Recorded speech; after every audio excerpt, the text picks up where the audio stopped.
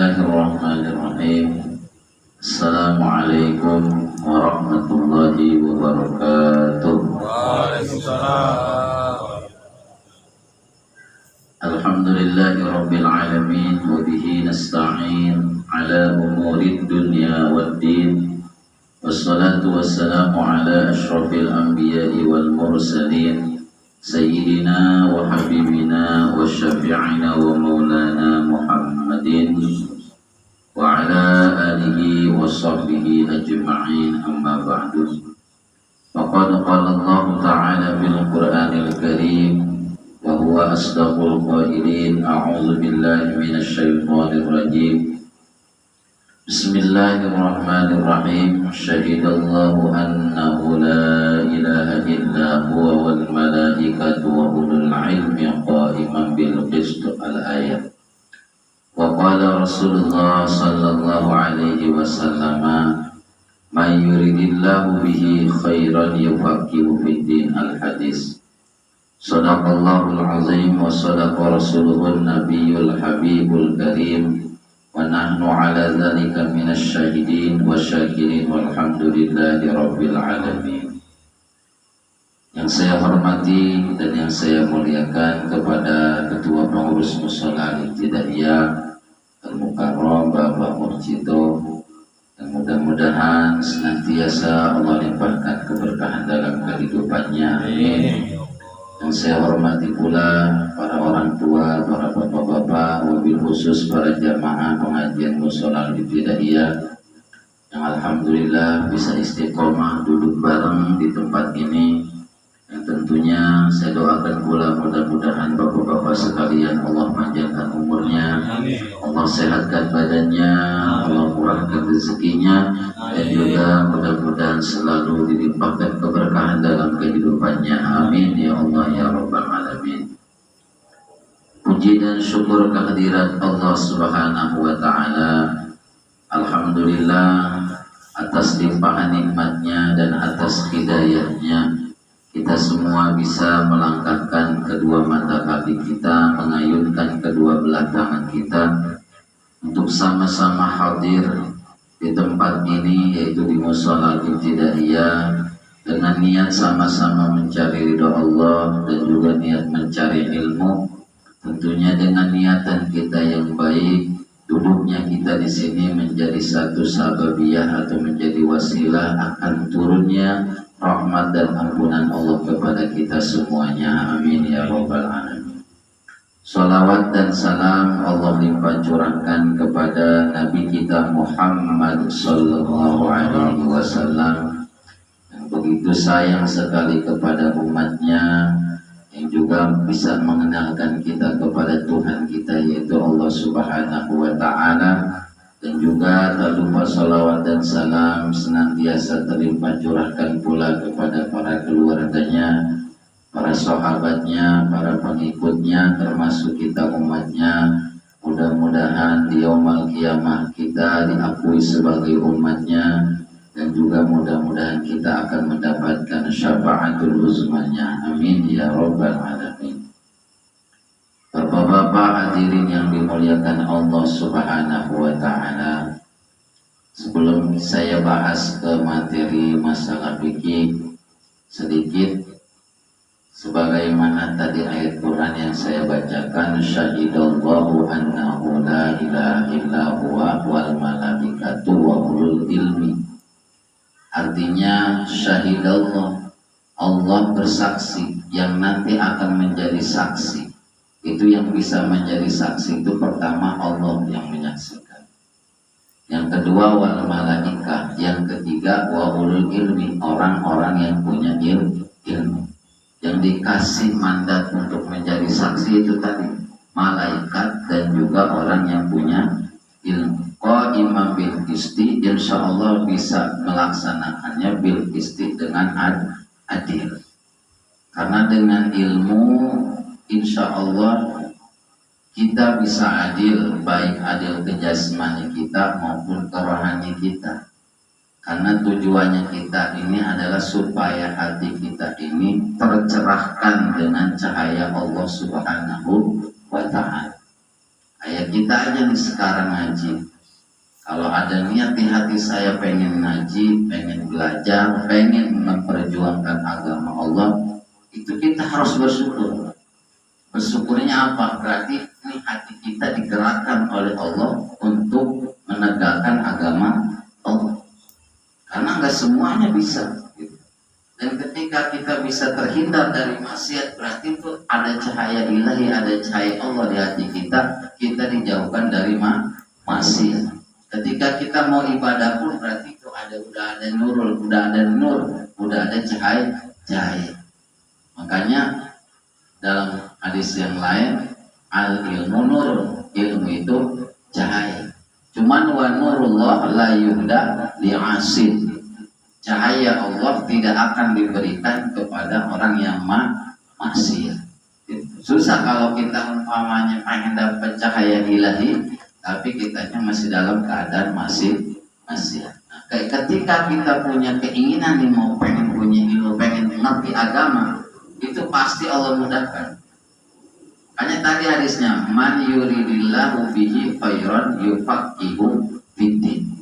Siapa orang yang Allah kehendaki, yang Allah kehendaki, Allah iradahkan dia untuk mendapatkan kebaikan, pasti yufaqihu fiddin, Allah kasih paham dia urusan agama. Ketika kita mau ada niat baik, pasti Allah kasih paham kita agama. Makanya kadang-kadang kendalanya memang kita ngaji itu, masalah yang pertama adalah sama males gitu ya. Iya, karena mencari ilmu memang berat Pak gitu ya.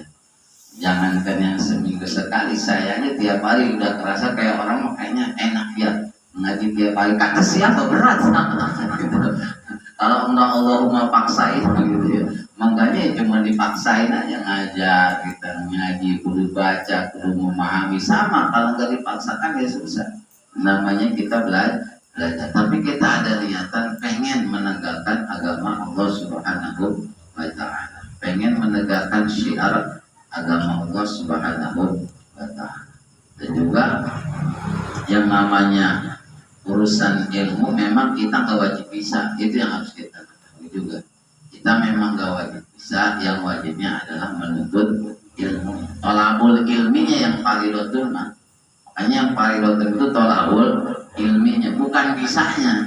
Kalau umpamanya semua orang wajib bisa, yang ngaji kalau bisa-bisa dosa terus. Ya enggak. Makanya yang wajibnya mah mencari ilmunya gitu. Makanya ketika ngaji nggak paham, insya Allah bakal ditolong oleh Allah sampai paham gitu ya, itu kita yakini. Dan juga yang namanya kita yang hidup di dunia, pastilah pusing-pusingnya mikirinnya urusan dunia. Apalagi pagi-pagi, siang, sore, itu kendalanya pasti urusan dunia. Makanya kata Nabi, yang pertama sepagi-pagi nggak boleh Pak kita ngadu urusan dunia ke manusia. Satu itu jangan. Pokoknya jangan ngadu urusan dunia pagi-pagi ke manusia. Tapi kita ngadu dulu kepada Allah. Yang pagi-pagi udah ngadu ke Pak RT. ya. Ngadu dulu ke Allah. RT pusing. Iya. Karena kenapa ya? Kalau dia ngadu dulu ke manusia, berarti dia nggak rindu kepada Allah. Dan nggak yakin, intinya nggak yakin Pak. Gitu. Makanya kita jangan suka bikin ini gimana, besok gimana ya. Makanya kita yang ngatur, ya Allah yang ngatur. Niat mah boleh, terlalu memikirkan mah jangan. Karena kita pusing sendiri. Orang kita ini hidup diatur oleh Allah. Gitu. Yang kedua, pagi-pagi itu jangan suka sedih dengan urusan dunia. Nggak boleh. Enak amat lihat orang enak amat kita sedih-sedih urusan dunia. Jangan suka sedih. Tandanya kita nggak ridho sama Allah. Makanya yang ketiga ini, jangan suka memuliakan orang karena hartanya. Itu nggak boleh juga.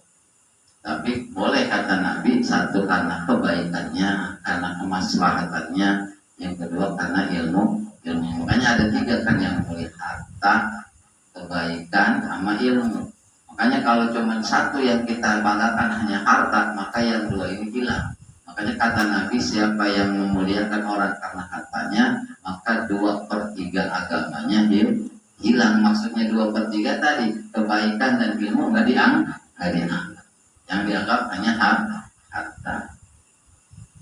Baik, kita lanjutkan materi fikih kita. Pada malam hari ini kita mau bahas tentang ariyah. Ada yang pakai tasdid, ada yang enggak, ada yang ariyah, ada yang ariyah, sama sebahasa. Cuman di sini kalau di sarahnya disebutkan wahiyya bitasdidil ya'i fil absar, menurut bahasa yang fasih, bahasa resmi bahasa Arab itu bagusnya pakai tasdid, ariyah. Diambil dari kata aro itu artinya pergi atau bolak-balik. Karena yang namanya barang pinjaman pasti bolak-balik dari tangan yang punya ke tangan orang yang minjem, balik lagi ke tangan orang yang punya. Makanya disebut ariyah. Apa sih hakikat atau bahasa ariyah atau istilahnya makna ariyah? Kalau bahasa kita ariyah itu pinjam meminjam barang. Bukan uang, Mas. Pinjam meminjam barang. Kalau uang mah kirot, maksudnya hutang. Gitu. Kalau ini mah barang. Gitu. Wa haqiqatuha asy-syar'iyyatu ibahatul intifa' min ahli tabarruk bima yahilu al-intifa'u bihi ma'a baqai ainihi liyaruddah. Hakikat makna ariyah menurut syara' adalah memperbolehkan mengambil manfaat dari orang yang ahli tabarruk. Ahli tabarruk itu apa? Ahli karena Allah. Artinya ahli karena Allah yang bisa melaksanakan kesunahan. Dia ngerti, dia rela ketika barangnya dipinjamkan. Dia rela bahwa di sini ada nilai ibadah. Itu namanya ahli tabarruk. Nah, bima yahilu al-intifa'u bihi, terhadap barang yang boleh diambil manfaat ma'abaqai ainihi, tetapi barang tersebut ketika sudah diambil manfaat zatnya tetap tidak berkurang. Jadi barang yang boleh dipinjamkan adalah barang yang kuantitasnya, kalau kualitas pasti berkurang, yang barang tersebut tidak akan berkurang. Kayak gimana? Kalau bisa dipinjamin, bisa.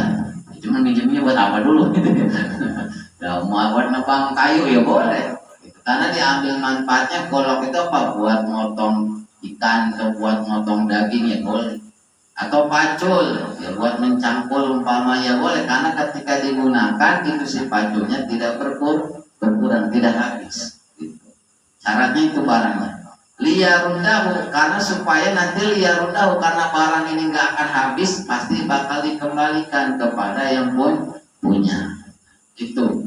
Jadi yang namanya ariyah adalah memperbolehkan mengambil manfaat dari orang yang ngerti, gitu ya, terhadap barang yang bisa diambil manfaat dan barang tersebut tidak habis setelah diambil manfaat. Itu namanya ariyah. Oleh karena itu terhadap depan nggak bisa kita meminjam barang yang habis. Minjam lilin, ya nggak bisa lilin. Minjam lilin dulu karena lilin mah habis. Minjam motornya mah boleh. Bensinnya mah habis. Kalau bensinnya mah nggak bisa dipinjemin karena habis. Minjam mobil ya sama, mobilnya bisa dipinjam, cuman bensinnya mah nggak bisa tetap. Dulu istilahnya diganti karena bensinnya mah nggak bisa dipinjamkan sebab apa? Barang yang habis. Nah, kemudian syaratnya, makanya dalam bahasanya ini supaya kita paham dulu. Dalam rukun ariyah atau rukun pinjam peminjam ada 4. 1 disebutnya mu'ir. Mu'ir itu orang yang punya barang atau orang yang meminjamkan. Saya punya pacul dipinjamkan ke Bang Umar, saya namanya mu'ir, orang yang meminjamkan. Yang meminjam namanya mustaqir. Ada mu'ir, ada mustaqir, orang yang meminjam. Paculnya namanya mu'ar, barang yang dipinjam. Ada orang yang meminjamkan, orang yang meminjam, barang yang dipinjam. Yang keempat kudu ada sirat. Nah ini bahasanya nih, kudu ada sigot atau ijab qabul. Tetap kudu ada ijab qabul. Cuman ijab qabulnya tergantung bahasa. Kalau kita makanan nyolong aja sih. Kalau umpamanya barang enteng, ini pacul bawa dulu ya, bawa dulu bahasanya. Dia bahasa ini pacul bawa dulu ya, bawa dulu, pinjem gitu ya. Kalau bahasa. Tapi karena udah jadi kebiasaan, yang penting orang yang punya barang ngerti bahwa orang tersebut pinjem, maksudnya minjem. Tapi bagusnya memang bahasanya perlu pinjem. Jangan istilahnya umpamanya dibawa, bawa dulu ya. Dipacul bawa motor, dibawa dulu ya, motor dibawa dulu, pinjam lah. Harus bahasanya kudu jelas. Ya senang gua pakai dulu. Padahal mah tujuannya meminjam. Nah sekarang syarat orangnya, orang yang meminjamkan dulu. Wasyartul mu'ir sihatu tabarruhi. Yang pertama syarat orang yang meminjamkan adalah dia harus sah tabarruhnya. Artinya orang yang sah ketika melaksanakan kebaikannya. Karena nggak mungkin orang gila, bukan orang gila, bukan anak kecil, tapi orang yang sah ketika tabarruh. Tabarruh itu artinya mutatawi, orang yang bisa melaksanakan itu karena Allah, dia rela ridho karena Allahnya. Beda ntar dengan ijarah atau istilahnya sewa, beda ntar kita bahas sewa. Itu jadi yang pertama dia harus sah tabarruknya dulu, ntar ada pengecualiannya. Kayak gimana orang yang nggak sah tabarruknya? Seperti orang yang tabarruk itu maksudnya orang yang bisa, yang diperbolehkan menggunakan harta, sama kayak kemarin lah. Bukan orang yang sakit, yang sekarat, nggak mungkin kita orang yang sekarat lah. Atau orang gila, anak kecil, itu nggak mungkin kita pinjam dari mereka. Yang kedua syarat mukirnya orang yang minjamkan wa kaunuhu malikan liman fa'ati ma yu'iruhu. Orang tersebut adalah orang yang benar-benar memiliki barang yang dipinjamkan. Dalam arti barang pinjaman nggak boleh dipinjemin lagi. Saya Bang Umar pinjam pacul ke saya. Kemudian Pak RT menyembah juga Bang Umar tanpa izin saya, nggak boleh. Umpamanya saya punya pacul, dipinjam Bang Umar. Nah Pak RT minjem pacul ke Bang Umar, sama Bang Umar dipinjemin aja tanpa izin saya, nggak boleh. Itu karena Bang Umar bukan pemilik. Jadi nggak boleh barang pinjaman tidak boleh dipinjamkan kembali tanpa izin yang punya. Nggak boleh. Jadi kemudian paman la yasihu tabaruhu kasobiyin wa majnunin la tasihu i'aratuhu. Orang yang tidak sah tabaruhnya atau menggunakan barangnya kayak anak kecil dan orang gila, maka dia tidak sah meminjamkannya.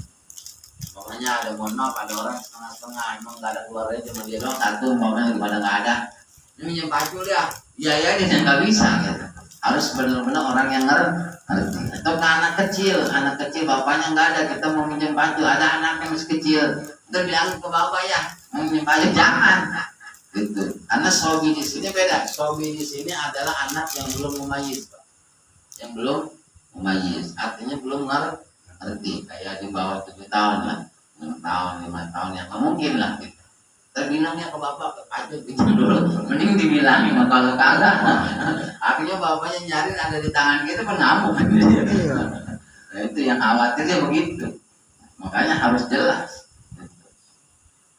Nah, kemudian gimana kalau umpamanya kalau bukan punya yang punyanya, waman la yamlikul manfaata kamustahirin la tasiri aradu illa biiznil. Artinya orang yang tidak memiliki kemanfaatan, memiliki barang, itu tidak sah meminjamkan barang tersebut tanpa izin yang punya barang. Kayak tadi, betul. Beda kalau umpamanya Pak barangnya barang sewaan. Kayak gimana? Seperti umpamanya, nyewa motor, nyewa mobil, punya 2 hari, udah disewa kan, tiba-tiba pinjam sama saudaranya, saya pinjam dulu ya, boleh. Kenapa? Kan masih ada di hak dia itu, sewa namanya kita. Beda dengan pinjam. Yang penting pas waktunya jatuh ke temponya barang kembalikan itu ada. Gitu. Jadi barang sewaan boleh pinjamkan. Cuma dengan syarat kita harus paham juga.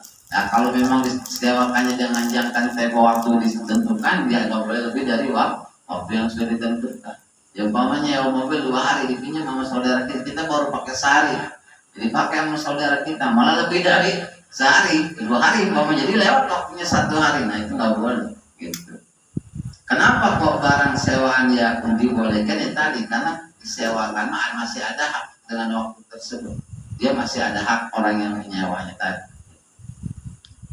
Karena orang yang menyewa mah ya ibaratnya beda dengan minjam kan nyewa. Kita makainya juga beda. Ya orang kita sewa kok. Beda dengan barang pinjam. Kemudian wa kullu ma'am, sekarang barangnya ya. Jadi syarat orang mukirnya. Sekarang syarat barangnya. Wa kullu ma'am kana intifa'u bihi manfaatan mubahatan ma'abaqai ainihi jazat in auratu. Setiap barang yang mungkin atau yang boleh diambil manfaat, maka itu boleh dipinjam. Tapi syaratnya tadi ma'abaqai ainihi, artinya barang tersebut tidak habis. Kayak gimana? Meja bisa dipinjamkan? Bisa. Karena ketika dipinjamkan meja nggak bakal habis. Sejadah bisa dipinjamkan? Bisa. Motor bisa. HP bisa, HP-nya pulsanya enggak. Gitu. Makanya kalau minta telepon ya minta pulsanya. Gitu ya kan. Kemudian pokoknya barang yang nggak habis itu barang yang bisa diambil manfaat aja. Emang ada barang yang nggak, istilahnya yang nggak bisa diambil manfaat? Ya banyak Pak. Kayak gimana umpamanya? Boleh nggak barang-barang yang tidak mubah? Cuma di sini saya ulangi ya.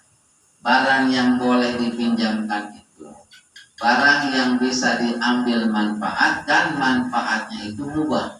Manfaat yang boleh. Tapi kalau manfaat yang tidak dibolehkan itu nggak bisa dipinjam. Kayak gimana? Fakharaja bi mubahatin alatul lahwi, yaitu alat permainan. Mismar itu apa? Mismar itu apa namanya? Suling. Barat kan alat nganggur namanya. Suling. Gitar, orang itu namanya alatul lahwi. Itu mah nggak usah dipinjemin karena alatul lahwi, alat main.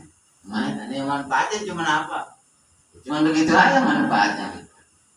Bukan istilahnya manfaat yang istilahnya menjalur ke ibadah gitu kan. Itu namanya manfaat yang ghairu mubah, manfaat yang tidak dibolehkan. Jadi kalau barang-barang kayak tadi pala tasiri aratu nggak boleh dipinjam, nggak sah. Silakan ini pinjamin, tapi secara agama nggak sah. Meminjamnya nggak sah. Terus jadinya apa ya? Nggak tahu jadinya apa. Ya kalau umpamanya Bang Umar punya gitar saya pinjam gitu ya, secara agama tidak sah meminjamnya. Terus jadinya apa ya? Nggak tahu jadinya apa tahu. Ya kayak pinjam umpamanya kartu remi, ya nggak boleh nggak sah meminjamnya. Gitu. Atau wabi bakoi aini, dikecualikan. Tadi kan ada bahasa bakoi aini, artinya barangnya ini kudu tetap setelah dipakai, artinya nggak habis. Maka dikecualikan, yaitu i'aratus sun'ati diluku diminjem lilin buat dinyalain, nggak bisa. Karena habis. Minjem lilin lah, nanti lampu ya habis pastinya, itu mah nggak bisa dipinjemin karena barang habis. Jadi pala tasihu, meminjamkan lilin, meminjamkan alatul lahwi semacam gitar atau umpamanya suling, nah itu tidak sah akad pinjam meminjam, tidak sah. Terus jadinya apa ya? Alam itu jadinya apa? Ya, kalau ada orang, tapi pasti ada aja yang minjem makan, ya ada yang minjem. Cuman kan kita bingung juga, udah bawa sana, udah akan ya. Kayak minjem apa? Ya seperti ya mohon maaf. Kayak umpamanya satronji. Satronji Pak. Ya, satronji itu yang ada kudanya, wujudnya. Catur. Iya. Satronji. Ya itu sama itu juga. Mau minjem catur lah, ya udah bawa aja saudara. Jangan minjem bahasanya udah bawa aja. Gitu. Sebab ya kenapa? Ya karena alatul lahwi. Artinya memang ya alat yang cuman main-main. Lahwi itu artinya main-main, Pak. Nganggur aja gitu. Nganggur. Syaratnya lagi iza kanat manafi'uhu asaron, apabila kemanfaatannya itu asaron, artinya ada tapaknya. Maksudnya ada tapaknya di sini, maksudnya ada faedahnya, ada faedah. Jadi kalau contoh begini, di sini nih, mukhrajul lil manafi'ati ya'in, seperti mau meminjam kambing lilabaniha wa syajaratin lisamrotiha wa nawi zalika fa innahu la yasik. Ada orang minjem kambing nih, terus tapi mau diperas susunya. Ya kan, berarti kan itu bukan tapaknya, tetap aja zatnya. Kan beda kalau umpamanya nih, maksudnya kan di sini kan apabila manfaatnya itu asal hanya tapak, kayak gimana pacul. Pacul digunain buat apa? Nyangkul kan. Berarti kan tapak pacul itu apa? Si tanah ini dicangkul, paculnya mah tetap kita bawa. Beda kalau umpamanya nyinjem kambing, sekalipun kambingnya udah dikasih lagi, ya susunya udah kagak ada. Iya. Nah ini hilang. Tekor, minjemin. Tekor gitu. Atau minjem pohon mau ngambil buah, ya sama nggak bisa. Karena bukan asarnya, itu mah sama aja zatnya yang diambil. Asar itu tapak, Pak. Jadi bukan tapaknya, malah zatnya. Gitu. Kan kalau umpamanya kita minjem, gampangnya tadi golok, umpamanya buat istilahnya mau nebang kayu. Berarti kan tapak si golok ini adalah ada di kayu tadi. Gitu. Jadi yang apa namanya, yang manfaat itu adalah asarnya tapak. Kalau minjem motor, ya tapaknya apa? Tapaknya tadi jalanan kita yang udah kita pakai. Kita habis dari sono balik lagi, nah itu tapak kita. Motornya tetap ada. Nah makanya kalau bensinnya habis ganti. Makanya kalau ada yang minjem motor, lihat dulu berapa batang nih. Oh kalau masih 4, kalau pas keluar tinggal 2, nah berarti udah ganti. Kayak tadi kan nggak bisa. Kayak minjem kambing, mau diambil susunya. Minjem motor mau dihabisin bensinnya ya jangan. Tuh, makanya bensinnya tetap kita sedot. Ya kecuali umpamanya ya pakai sih cuma 2 kecelak doang, umpamanya ke warung bentar balik lagi, nah itu paling berapa tetes kali ya. Kita udah ikhlasin aja kalau katanya.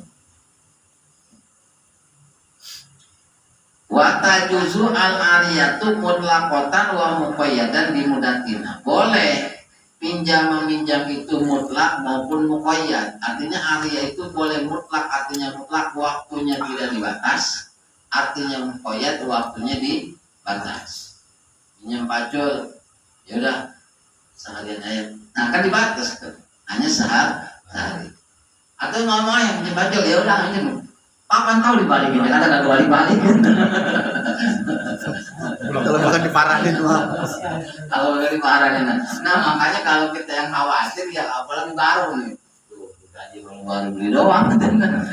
Ada yang minjem, nah kita minjemnya jangan mutlak, tapi kudu muqayyad, kudu waktunya dibatas. Ntar sore pulangin aja itu, sore pulanginnya, ya berarti kita muqayyad minjemnya batasin. Kalau umpamanya kita nggak ada bahasa begini, berarti mutlak itu mau kapan aja? Ayo belum rusak gitu. Terus saya contoh umpamanya ini yang istilahnya di muqayyad. Ka'ar sawfa syahra. Ini saya pinjamkan kepada kamu baju ini selama sebulan. Berarti kan muqayyad, dibatasin waktunya selama sebulan. Kalau umpamanya saya pinjam pacul nih, paculnya udah pakai aja. Ngomong enak gini, itu belum beres kan pakai aja baru juga. Belum beres kan pakai aja udah dulu baru. Kayak apa namanya dua galon apa dua galon kan kedua apa namanya sawah itu dari pacul. Makanya ya sebenarnya kan biasanya begini, yang namanya akad pinjam itu kita minjem barang orang itu maksudnya ada kesadaran. Dan kita yang namanya pinjam itu sekalipun dia istilahnya mutlak kalau ngomongnya batas waktu. Karena kita ada khawatir ini punya orang kan, kita takutnya harus rusak. Gimana ntar kalau rusak ini kita perlu ganti apa kagak? Tetap Pak, tergantung. Ntar nanti depan. Jadi wata juzu al arya mutlaq wa muqayyadatin walil mu'ir arju fi kullin min umam yatasha. Jadi bagi orang yang meminjamkan boleh rujuk, artinya rujuk itu silakan ngambil kapan saja sekalipun tadi waktunya dibatas. Ya umpamanya kita udah nginjemin ngomong seminggu, ternyata dapat 2 hari kita juga yang punya barang butuh. Akhirnya nggak jadi seminggu, cuma 2. Kita ambil lagi, maaf ya, hanya perlu banget ini. Ya boleh nggak boleh karena kita yang punya barang. Jadi bagi yang punya barang silakan mengambil kapanpun, mata saatnya mata saat kapanpun dia boleh karena dia yang punya barang. Dan kita bagi orang yang meminjam yang nggak usah marah. Ngomongnya mau seminggu, mana 2 hari kalau udah diambil. Itu dia yang punya dia. Di kadang-kadang yang sewanya orang yang minjem lagi. Nggak tahu diri itu Pak. Orang belum perang udah main ambil lah ya. Ya, kita perlu paham. Artinya begini, kalau memang ada jangka waktu panjang, contoh minjem motor pengen seminggu, ya kalau mungkin dikasih mau kemana? Gitu ya.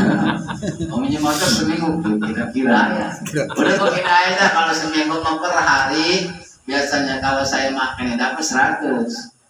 Jadi kalau seminggu 700 sewa jatuhnya. Sewa. Jadi jangan minjem kalau mau lama sewa. Ini mau minjem lama 7 hari, jangan minjem sewa. Gitu. Nah kalau minjem pasti ngomongin bentaran, udah pinjam dulu bentaran lah gitu. Bentaran 2 hari. Gitu.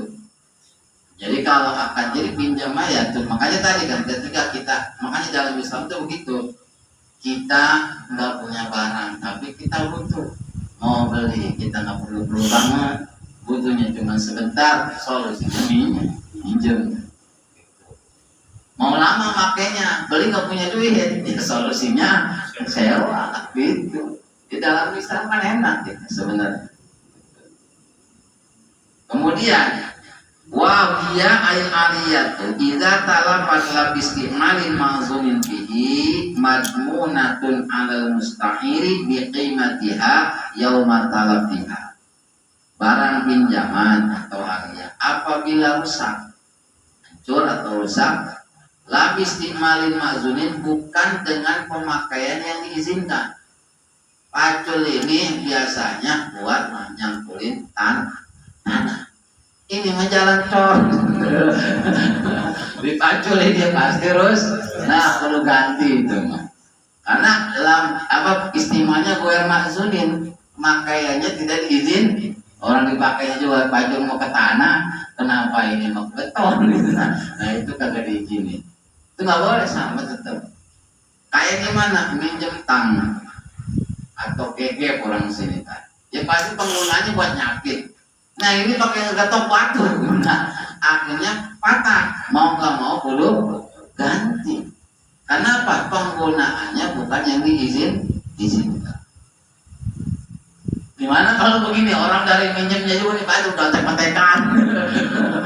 Tanah kita macam tanah sekali, gitu ya. Patah gagal gitu. Perlu ganti nggak? Kalau kita sesuai pemakaiannya mah. Kalau pemakaiannya sesuai, sebenarnya kita nggak wajib ganti, gitu. Artinya sesuai, istilahnya sesuai itu maksudnya tadi apa namanya sesuai yang orang biasa aja. Tanahnya memang begitu, kita juga tenaga dia mau segitu, makanya kita juga hati-hati. Udah hati-hati nih kita makanya. Ternyata rusak, itu nggak sebenarnya nggak wajib ganti. Kalau secara fikih, cuman kan yang namanya orang yang punya barang kagak ngelihat, Pak. Iya. Gak usah begitu, gue baru beli doang kemarin. pasti alasannya kalau itu baru seminggu nih, gitu mau dipakai aja gitu kan. Nah, gitu. Memang di sinilah kadang-kadang godaan kita itu begitu. Contoh lah begitu. Kita meminjamkan barang. Kadang kita ngasih tapi ada nggak beruntung. Ya kan? Minjem mulu gitu. Iya. Iya. ngasih tapi ada nggak beruntung. Itu gimana? Ya kita nggak dapat pahala dong kalau gitu. Itu dong tuh yang ngerinya kita. Barang kita udah dipakai, tapi kita nggak dapat. Kalau gitu jangan pinjamin. Daripada pinjamin beruntung umpamanya. Itu kadang-kadang masih ada kan kita. Mungkin itu ada aja nggak beruntung. Padahal kan ketika kita meminjamkan di situ ada sisi tolong menolong. Makanya ukurannya wa ta'awanu 'alal birri wat taqwa. Kita bertolong menolong dalam kebaikan. Jadi kita tujuannya kan menolong. Gitu. Cuman kan memang kadang orang tiap harinya kita kadang sisi mewajarkan orang itu kadang susah Pak. Ya wajar aja dia minjem tiap hari orang dia kalau punya motor kan umpamanya begitu ya kan. Terus dia perlunya juga lagi memang perlu banget. Gitu. Kecuali dia juga kalau perlu pulang nggak mungkin minjem kan. Nah kadang sisi kewajaran kita kurang. Gitu. Kadang-kadang. Oh, itu kadang. Nah, makanya disitulah kadang godaan setannya itu yang harusnya kita dapat pahala malah hilang. Ada sisi ibadahnya di situ Pak. Sekalipun dalam bikin masalah alia mah gak disyaratkan ikhlas, gitu ya. Gak disyaratkan ikhlas. Enggak, karena fikih mah zahir saya bilang. Fikih mah bahasanya zahir. Kayak sholat nggak ikhlas, fikih mah nggak bahas. Ada orang sholat kagak ikhlas. Kata fikih mah sah aja. Orang ikhlas mah bukan ranah fikih, sebab ranahnya ranah tasawuf. Jadi udah nggak usah ngebahas masalah ikhlas. Nah, kecuali kita lagi yang kita tasawuf, belajar hati. Nah, majmunatun alal mustarfiqi matiha yang harus dia ganti adalah nilainya. Jadi yang begini, maksud nilai itu begini. Ini pacul umpamanya ompong. Jangan pengen diganti utuh. Terus nilainya aja nih kalau dibenerin biayanya berapa? Nah begitu. Jangan pengen diganti baru itu namanya ngambil untung namanya. Nah, jangan kalau begitu. Itu diompong. Iya. Sama terus. Itu jangan begitu. Motor umpamanya bocor. Pas pulang dia bawa motornya bocor pengen diganti ban ya dengan baru ya jangan. Namanya ngambil untung itu mah nggak boleh. Jadi maksudnya diganti itu keimahnya, nilai yang rusaknya berapa gitu. Umpamanya kita pakai mesin umpamanya mesin bor. Kalau yang patah mata bornya jangan minta ganti bornya. Jadi tinggal ganti mata bornya aja ya begitu. Jadi timahnya itu maksudnya nilai kerusakannya. Kayak kita bawa mobil, cuma lecet sedikit.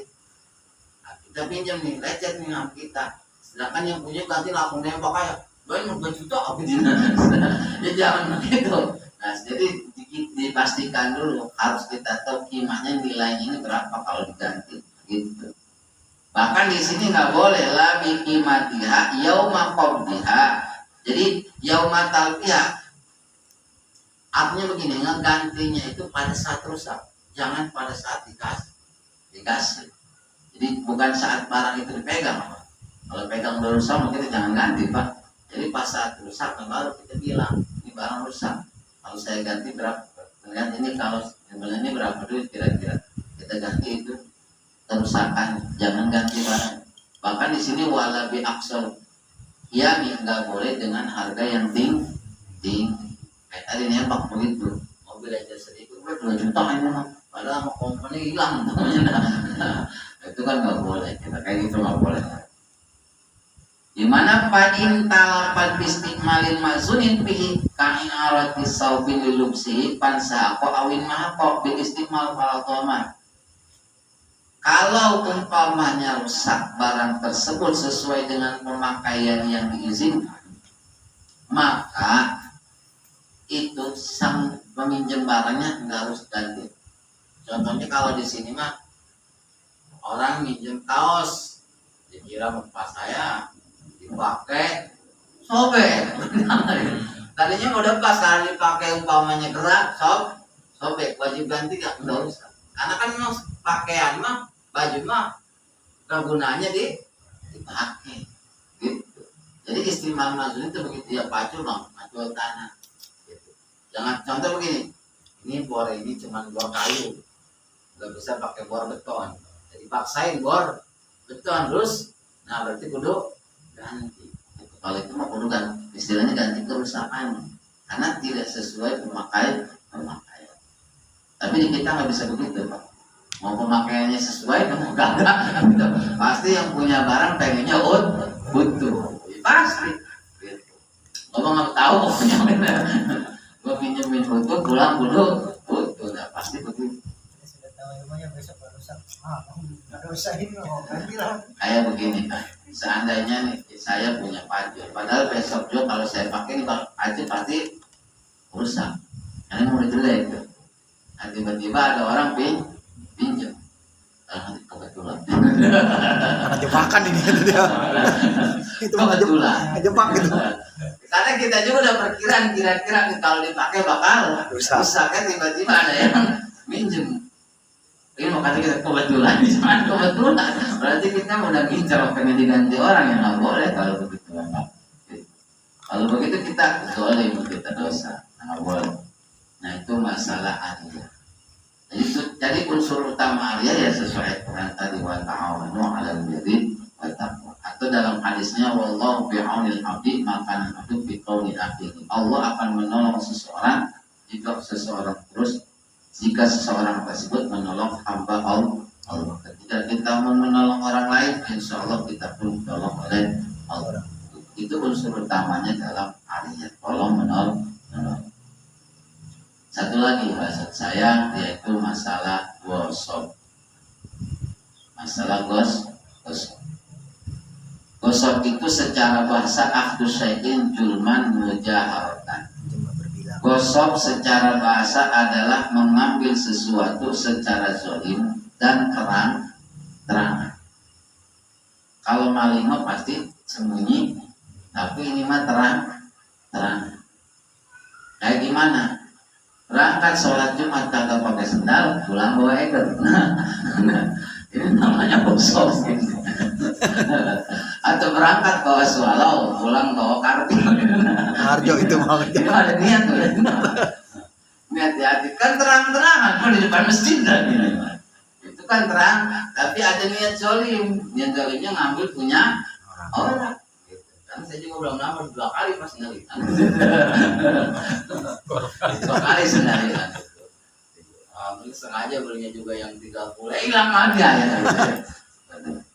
Kemana misalnya nyari sendal sesebelahan, coba kagak hilang pak, pakai sendal sesebelahan, ya satu putih satu hitam gitu, kagak hilang, aman ya saya nih, jadi dengan sendal jelek, kagak diincar orang.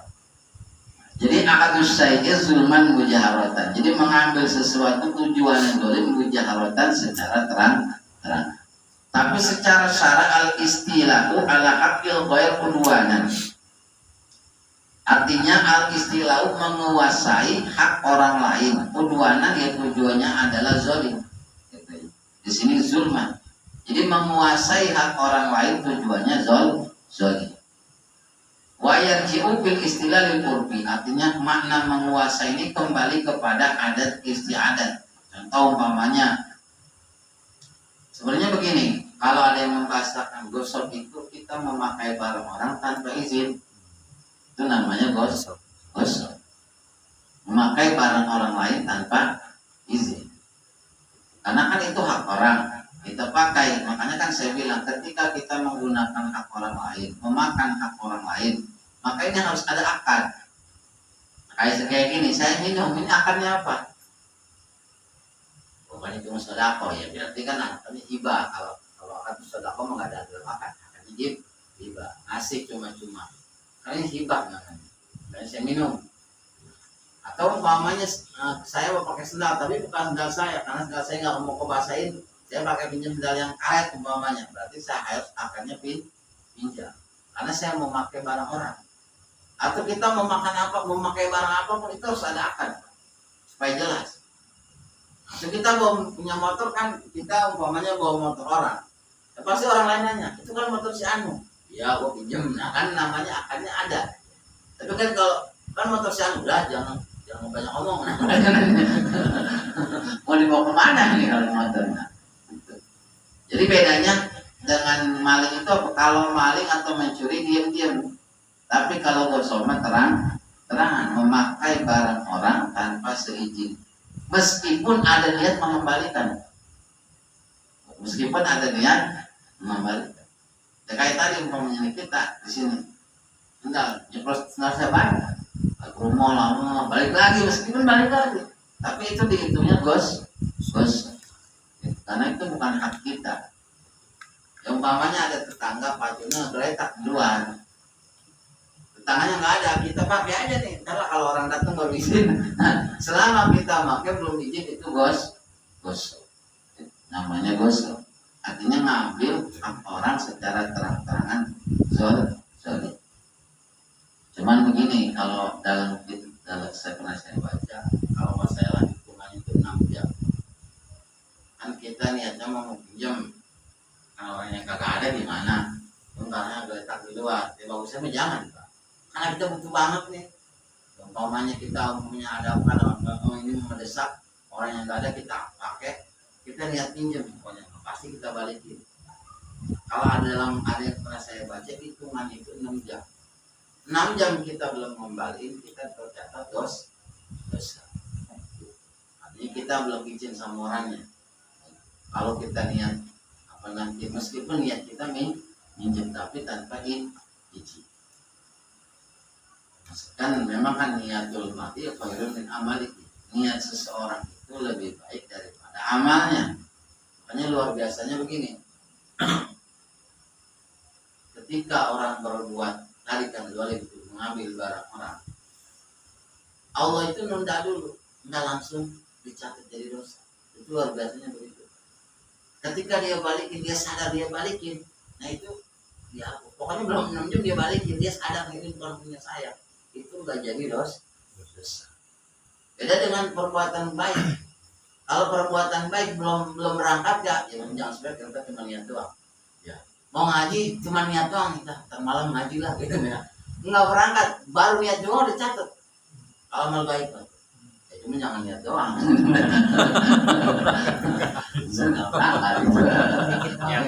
Tiap minggu niat doang sih, bagi mah kagak. Jadi cuma niat doang tadi. Nah, makanya dalam usul ada yang bilang gitu. Pergi gak gitu. Nah, waman gosoba malan li ahadin lazimahu roduhu li maliki. Walau goroma ala rodiyah al-amuk imati. Siapa orang yang menggosok harta orang lain, maka wajib mengembalikan kepada pemiliknya, sekalipun ketika mengembalikan barang tersebut butuh biaya. Hanya saya juga pernah ada yang nanya lah, saya nggak sebut namanya karena saya lupa namanya. Ya sama Pak, barang-barang di mana pun. Kayak saya pernah ngambil sejadah kantor tanpa izin. Tadi saya jadi pesawat ya, atau bos saya. Tapi saya sekarang kan udah nggak kerja di situ. Terus sejadahnya masih dipakai, masih gitu ya. Sholat saya sah apa nggak sah? Ya secara fikih sholatnya sah. Orang fikih nggak ngebahas sejadahnya kubah halal kubah haram, nggak ngebahas gitu kan. Kalau tasawuf baru itu ngebahas gitu ya. Kalau tasawuf menjangankan kita sejadah barang-barang yang lain. Terus saya gimana mengembalikannya ini? Ya kalau ini mau kembali, mungkin kembali ke zona. Saya bisa kembali sejadah.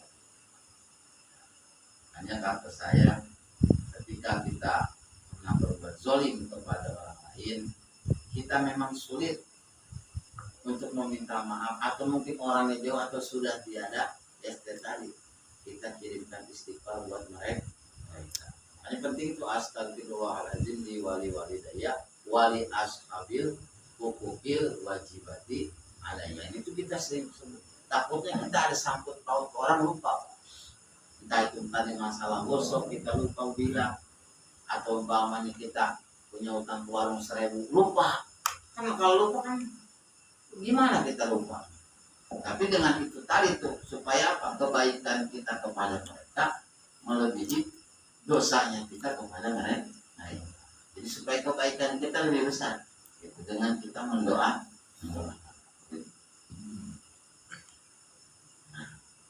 Dan walazimau aidan kursun naqasau aina qasab kaman gosoban pala bisa au naqasab bigolupsin. Contoh begini, orang ngegosok sendal. Pas digosok sendal, kepleset sendalnya putus. Mau nggak mau dia perlu ganti. Kalau beli kembali harus ganti. Karena sendalnya kalau udah putus udah Pak. Masih kita mau ganti talinya doang? Ya nggak mungkin. Nah, dan soal putus ya mungkin pasti perlu ganti. Makanya wajib di sini. Walazimahu. Bahkan di sini walazimahu aidun ujratu mislihi. Bahkan kalau memang istilahnya kita ngegosoknya ini mindahinnya kudu butuh upah, ya kita wajib keluar duit buat ngupain orang mindahin barangnya. Itu beratnya kita gosok tuh begitu. Hanya hukum gosok haram. Contoh lagi nih, Pak intalapal maksubu dominal gosip mesti. Tadi kata kalau umpamanya barang tersebut rusak oleh orang yang menggosok, maka barang tersebut wajib diganti. Tapi kita jangan sampai begitulah, jangan sampai kita gosok.